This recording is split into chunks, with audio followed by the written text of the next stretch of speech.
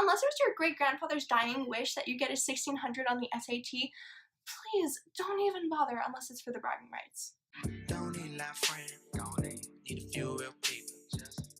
Hey guys, it's Krystle back at it again with another video, and today I'm going to be revealing all the tips and tricks I used to get above a 1550 on the new SAT. Specifically, I got a 1560, 790 on reading and writing, 770 on math, and once I got that score, I was like, okay, great, my job here is done.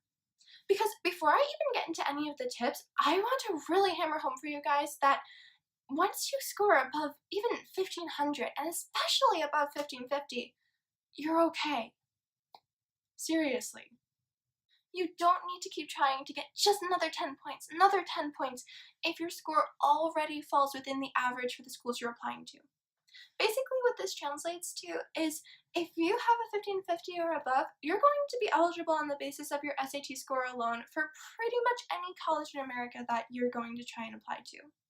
So unless it was your great-grandfather's dying wish that you get a 1600 on the SAT, please don't even bother unless it's for the bragging rights. That being said, for those of you looking to get into those top colleges and grinding for that 1550 plus SAT score, keep watching because this is for you. And don't forget to subscribe to my channel and hit that notifications bell so you're notified every time I post.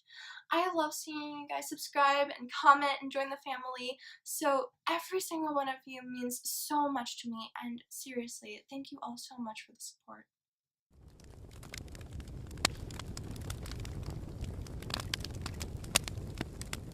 So my first tip for you all is really about your mindsets. We live in a world of constant distractions, and if you're bored and have access to a phone, the whole universe is at your fingertips. Okay, well, maybe not the whole universe, but at least your friend shenanigans. So that doesn't bode super well for being able to concentrate on the SAT as it is, because if you're bored by what you're reading, your immediate instinct is just to zone out, right? And then it's not like the SAT actually does anyone any favors here, because seriously, what self-respecting high school student is choosing to read about, like, artisan meatballs or the mating habits of naked mole rats in their spare time? It's just not done.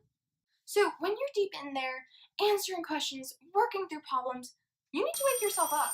And the best way to do this is to pretend like that's the most interesting passage you've ever read, the most fascinating math problem you've ever had to solve, the most compelling grammar mistake you've ever been forced by the college board to fix. Trust me, this really does work. And let me tell you a secret.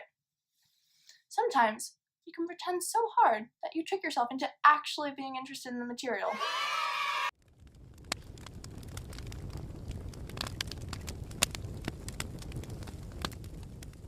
I didn't want to say it, you guys. I really didn't want to have to say it. I get it, you know? This tip isn't a trick or a quick fix or a gimmick. All it really is hard work, because I'm sorry to say it, but hard work is what's gonna get you that 1550 plus that you're chasing. Trust me, I've been there. I know the temptation to be going over your answers after a practice test in your Princeton Review or Kaplan or Barron's book, going, ah yes, I skimmed that answer very closely and the explanation for why I got it wrong, I'm good. I got this. I had to get up just now and open a window because it's so freaking hot in here, so if the angle changed a little bit, that's why. But yeah, don't do that, you guys. If you get a question wrong, I would recommend coming back to it not once, not twice, but 3 times at least. First of all, I think it's really important to come back maybe an hour or so after you finish the test, after you've had a little bit of time to decompress, let your mind settle a little bit, then again, go back to it the next day after it's actually faded from your mind a little bit. And then I would even suggest going back like a week later to boot, just to make sure that it really sinks into your brain for that sweet, sweet long-term learning.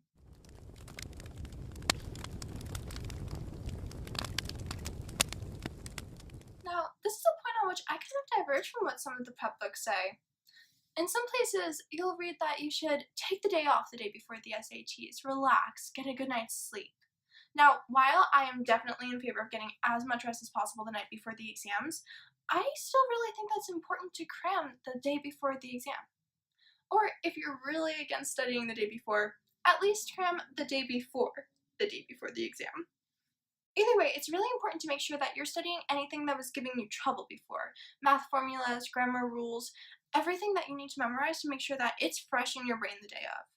Personally, I'm a huge fan of studying using mnemonics, which are little poems or songs or diagrams that you create that basically have this association between what you're studying and then your short, snappy little mnemonic.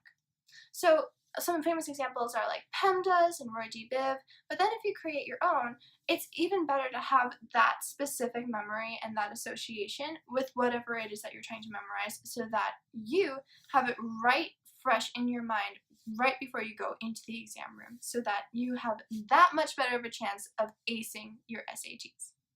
So there you have it. Once again, a few points more or less on the SAT are usually not going to make or break your application. Look at the 25th percentile and the 75th percentile of scores at the college that you want to go to, and if your score falls somewhere in the middle, then you're fine. Really. After that, it is so much more important to work on cultivating your passions and what makes you happy, and it's so much more academically and emotionally filling besides. Comment your best SAT study tip down below, and let me know if you guys want me to film more videos on the SAT. I'd be happy to do a specific one for each section. Don't forget to like this video, subscribe to my channel, and hit that notifications bell to stay up to date on all things school, academics, and college. Thank you so much for watching. Bye for now.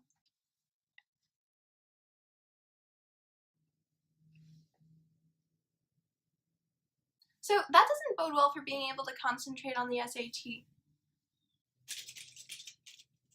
Getting a 1550 or above on the SAT makes you eligible. Personally, I'm a huge fan of. Either way, it's really mnemonics. Ow! Either way, it's really important to make sure mnemonics.